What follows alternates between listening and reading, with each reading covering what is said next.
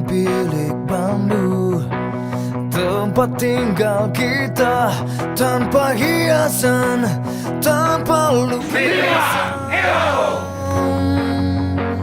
Beratap jerami, beralaskan tanah.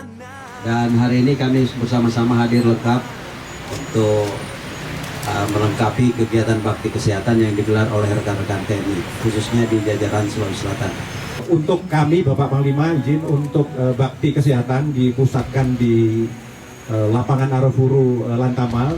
Kami juga mengadakan bakti kesehatan di satuan-satuan. Untuk Koops Udara 2 ada 14 satuan dilaksanakan, semua melaksanakan. Khusus untuk Kodam 14 Hasanuddin ini tergelar di 3 provinsi. Kami ada 35 satuan yang juga melaksanakan kegiatan hari ini. Itu ada di Sulawesi Selatan, Sulawesi Tenggara, dan Sulawesi Barat. Demikian Bapak. Namun semua itu punya kita.